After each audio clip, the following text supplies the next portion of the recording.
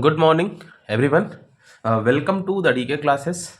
हमारे इस चैनल को लाइक करें, सब्सक्राइब करें और शेयर करें। आज से हम यूनिट 4 स्टार्ट करने जा रहे हैं इंजीनियरिंग मैकेनिक्स की। और ये यूनिट या ये सिलेबस जो है ऑल इंडिया के लिए है, ऐसा नहीं है कि किसी एक यूनिवर्सिटी के लिए फिक्स है। दूसरी बात बच्चों, हम पूरा यूनिट पढ़ाते हैं A to Z तक, ठीक है, 0 to हीरो तक। तो प्रॉपर तरीके से इस लेक्चर को देखें और रिव्यू करें।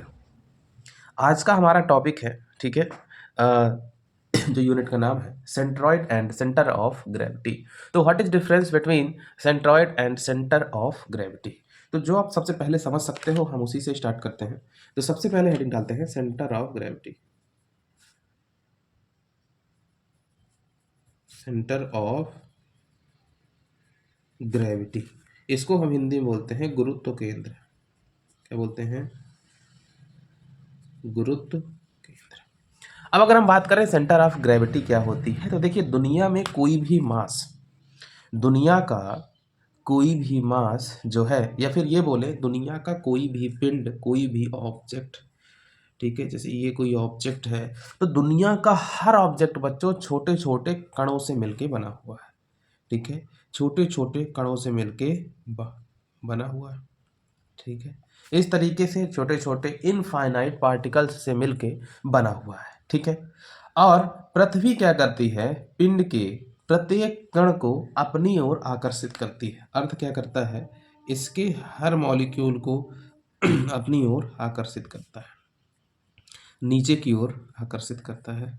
ठीक है, ये देखिए, अर्थ क्या करता है? इसके हर मॉलिक्यूल्स को नीचे की ओर आकर्षित करता है। ठीक है, और ये जो आकर्षण बल है या पृथ्वी का जो खिंचाव बल है, ये द्रव्यमान के समानुपाती होता है। क्या होता है? द्रव्यमान के समानुपाती होता है। ठीक है, और इसकी जो दिशा होती है बच्चों, हमेशा वर्टिकली डाउनवर्ड डायरेक्शन में होती है। क्या होती है? डाउनवर्ड डायरेक्शन में होती है।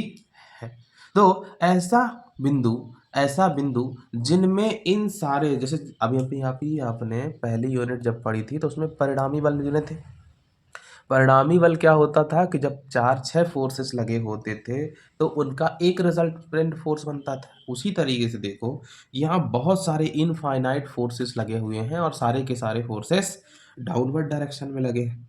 तो इन सभी का एक परिणामी बल होगा। ठीक है, परिणामी वो बल होगा जिसे इस वस्तु का भार भी कहेंगे। क्या बोलेंगे? इस वस्तु का भार भी कहेंगे। तो वह एक बिंदु पर लगेगा। ठीक है, वह एक पूरे बिंदु पर कंसंट्रेटेड होगा और इस बिंदु को प्यारे बच्चों हम कैपिटल जी और सी जी से डिनोट करते हैं। किससे डिनोट करते हैं?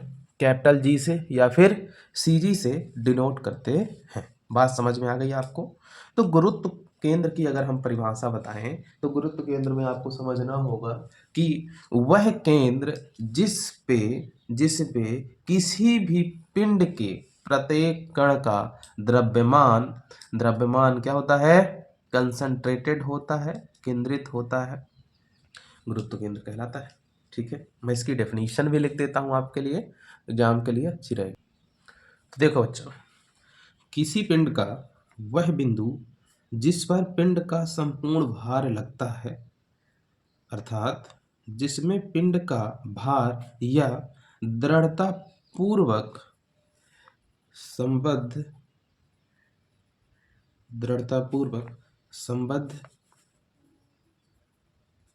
कणों के भारों का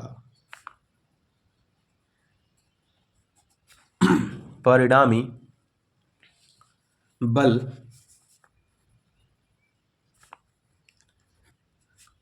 कार्य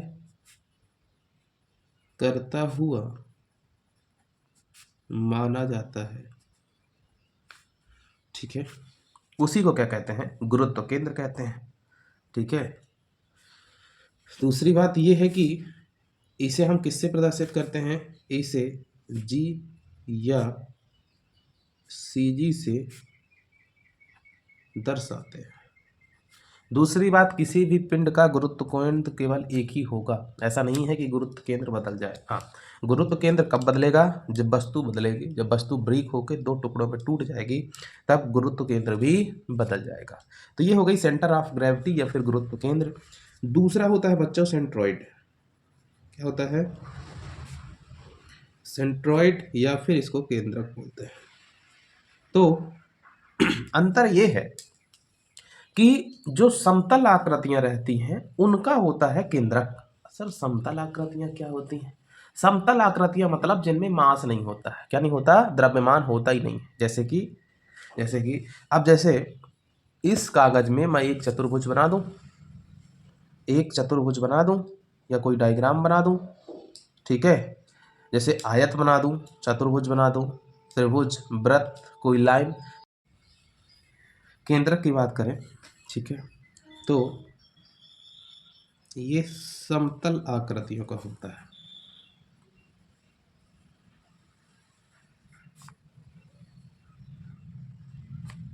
ठीक है। अब समतल आकृतियां जैसे आयत, चतुर्भुज, त्रिभुज, वृत्त तथा रेखा, ठीक है,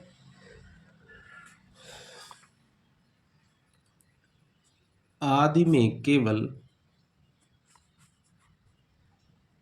लंबाई, क्षेत्रफल तथा क्या होता है? आयतन होता है। द्रव्यमान नहीं होता। और जिन आकृतियों की ऐसी, ठीक है, नहीं होता। अब जब इनमें द्रव्यमान नहीं होता तो भैया सीजी की तो बात ही नहीं कर सकते, सेंटर ऑफ ग्रेविटी की बात ही नहीं करते। तो ठीक है, वह बिंदु जिसमें रेखा का केंद्रक, क्षेत्रफल का केंद्रक या आयतन का केंद्रक हो, उसी को क्या बोलते हैं? केंद्रक या सेंट्रॉइड बोल देते हैं। बात समझ में आ गई? दोनों में अंतर समझ में आया? आगे बढ़ते हैं। तो जैसे एक एग्जाम्पल ले ले, ये एक हमने क्या बनाया? एक चतुर्भुज बनाया, ठीक है। तो इस चतुर्भुज का जो केंद्रक होगा वो कहाँ पे होगा? इधर से इधर तक जाओ और इसका मिडिल पॉइंट ले लो, और जहाँ भी मिडिल पॉइंट हो इस तरीके से लाइन खींच दो। उसी तरीके से इधर से इधर जाओ, मिडिल पॉइंट ले लो और यहाँ से इस तरीके से लाइन खींच दो। ये जो पॉइंट बनेगा बच्चों, यही क्या है? केंद्रक है। यही क्या है? केंद्रक है। अच्छा, डिनोट करने की अगर बात करें तो सीजी जो होता है जनरली सेंटर ऑफ ग्रेविटी ही लिखते हैं, सीजी लिखते हैं, और सेंट्रॉइड के लिए भी हम जी का ही यूज करते हैं, लेकिन बॉडी से समझ में आ जाता है। ठीक है, आगे बढ़ जाते हैं और कुछ प्लेन्स लेते हैं और उनकी सीजी निकालने की कोशिश करते हैं। तो जैसे एक रेक्टेंगुलर आकृति दी हुई है, ठीक है। देखिए प्रश्न तो हम कल से कराएंगे, लेकिन इसका बताना कराना आपको सिखा देते हैं कि ये इस केस में जब भी ऐसी स्थिति फंसेगी तो आपको दो वैल्यू फाइंड आउट करनी पड़ती हैं। एक होती है एक्स बार और दूसरी होती है वाई बार। एक वैल्यू आपको एक्स बार पता करनी पड़ेगी और एक वैल्यू आपको वाई बार। मतलब क्या है कि एक्स बार की अगर हम बात करें तो वर्टिकल डिस्टेंस का मिडिल पॉइंट क्या होगा? ये जो वर्टिकल हाइट है इसका मिडिल पॉइंट क्या होगा? तो क्या होगा भाई? h/2। और सॉरी, गड़बड़ हो गया, हॉरिजॉन्टल का मिडिल पॉइंट क्या होगा? तो b/2। और y के लिए करें तो क्या हो जाएगा? यही h/2 हो जाएगा। ठीक है, अब इसके एरिया की हम बात करें तो क्या हो जाएगा? लंबाई गुणे चौड़ाई, यानी कि b गुणे h। ठीक है, अब बारी आएगी कि इसका सेंट्रॉइड बनाएंगे कहाँ। तो इसका सेंट्रॉइड बनाने के लिए हमको जो है क्या करना पड़ेगा कि यहाँ से मिडिल पॉइंट पे पहुँचना पड़ेगा इधर, और यहाँ से वर्टिकल हाइट पे मिडिल पॉइंट पे पहुँचना पड़ेगा। फिर इस लाइन के पैरेलल एक लाइन खींचनी पड़ेगी। ठीक है, दूसरी बात, इस लाइन के पैरेलल भी एक लाइन खींचनी पड़ेगी, और जहाँ ये आपस में मिल जाएंगे उसी पॉइंट को हम क्या बोलेंगे? केंद्र, गुरुत्व केंद्र। मैं कुछ फार्मूले आप लोगों को लिखवा रहा हूँ और वो फार्मूले कल आप लोगों को याद होना चाहिए। ठीक है, एरिया के हैं। तो सबसे पहले आयत का क्षेत्रफल बराबर लंबाई गुणे चौड़ाई, ठीक है। वर्ग का क्षेत्रफल बराबर भुजा का वर्ग। त्रिभुज का क्षेत्रफल, तो त्रिभुज के क्षेत्रफल की अगर हम बात करें तो त्रिभुज का क्षेत्रफल क्या होता है, 1/2 आधार गुणे ऊंचाई। ये त्रिभुज का क्षेत्रफल हो गया। नेक्स्ट है वृत्त का क्षेत्रफल। तो वृत्त का क्षेत्रफल क्या होगा, पाई आर स्क्वायर या फिर पाई/4 d², ठीक है। अर्धवृत्त का क्षेत्रफल क्या होगा, तो अर्धवृत्त का क्षेत्रफल होगा पाई/8 d² या फिर पाई r²/2, भाई जस्ट इसका हाफ। अब बात आता है चतुर्थ वृत्त की बात करते हैं। ये तो आधा वृत्त हो गया। अब किसकी बात करते हैं, चतुर्थ वृत्त की बात करते हैं। अगर चौथाई भाग होगा तो इसका आप खुद से पता करके आइए कि अगर चौथाई भाग होगा तो उसका क्या होगा, जनरली सी बात है, ठीक है। अगर हम बात करें समलंब चतुर्भुज हो, कैसा हो, समलंब चतुर्भुज हो, तो समलंब चतुर्भुज का होता है 1/2 समांतर भुजाओं का योग